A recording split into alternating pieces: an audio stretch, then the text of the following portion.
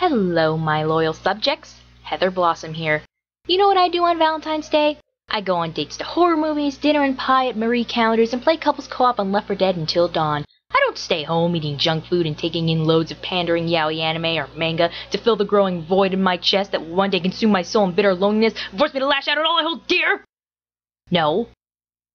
But you know, sometimes it's even more fun to be the matcher than the matchee. That's where shipping comes in. If you're not familiar, Yu-Gi-Oh! Abridged defines it as, oh, shipping is where you take two characters from a TV show who aren't romantically involved in any shape or form, and then you force them to become a lesbian couple by drawing vivid and gratuitous fan art of them for about 6 months, before you move on to some other show. Lather, rinse, repeat. And thank you for that, little Karibo.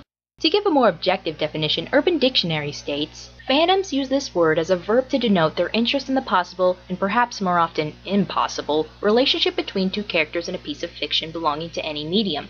It's really never used in a platonic way, but if it ever is, people tend to separately emphasize that they are using it platonically. Usually written character/character or character X character, fanfiction without any shipping or with little emphasis on ship is usually labeled genfic, which there's a depressing lack of. Now, obviously shipping isn't limited to fanfiction. More often than not, ships can be presented through art and music as well. Sometimes you can just ship a couple in your mind and feel their happiness from within you. Now, typically people ship characters from popular TV shows and books, but that doesn't limit the action to fictional characters. Fans will ship celebrities, YouTubers, their own friends, basically anything with a pulse. Sometimes not even that will stop them. Now, from that statement alone, you can only imagine the kind of pairings people have come up with in the brony fandom and beyond. Couples described as crack pairings flood the internet, and if you're not familiar with that term, it's a shipping that shouldn't be happening, but is happening, whether for reasons of hilarity or because some fans just want to watch the world burn. Now, with all that out of the way, shipping is fun. It can be cute, an opportunity for quirky stories, and help fill the gaping hole in your heart, but of course there is a right and a wrong way to go about it. I could write a whole essay on the procedure that should go into forming a ship, but since a 20-minute video is a bit much, even for me, I've boiled it down to the bare basics, which I have dubbed the 3 C's of shipping, and they are common ground, contention, and compassion. Common ground is pretty self-explanatory. The subject of your pairing should have something to bond over, whether it's a hobby, a favorite dish, or even a mutual relationship they have with a third person.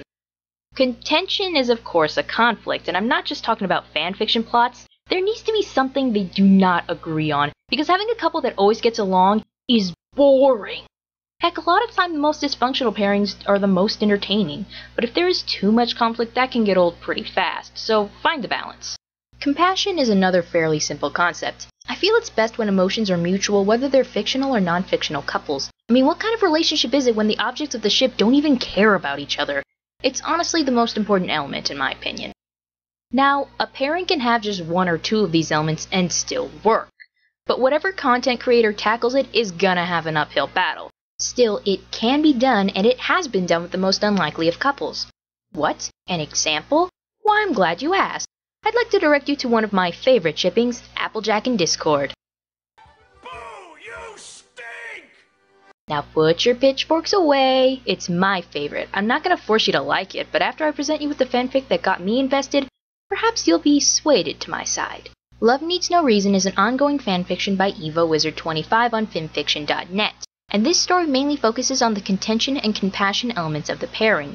Notice that the fic is labeled not just romance but also a comedy. I can face it, Applecord is not something that could ever feasibly happen in the canon of the show, unless some weird magical shenanigans came into play. And if that were to happen, I know it would be the most hilarious thing in the universe. Their personalities are so far from each other on the spectrum, the international shipping would cost a fortune. Which is why it's fun to watch Discord push AJ's buttons in Evo's fic. It is completely out of nowhere that Discord grows affectionate for Applejack, and completely out of left field that she actually returns it. That weirdness aside, the other quirks of the romance are charming and grow even more fascinating. Not to mention, this fic harbors the most bizarre lore I have ever read. I should stop now before this turns into a full review, and I'll leave a link in the description so you can check it out yourself. Heck, I can throw out all the tips I want, and maybe you'll still find that you have a ship you're not happy with. I guess another important aspect is that it should be 2 characters that you love. You want to see them together because it's what makes you happy, and maybe it would make them happy too. Or not. I'm Heather Blossom, and I hope your ships sail.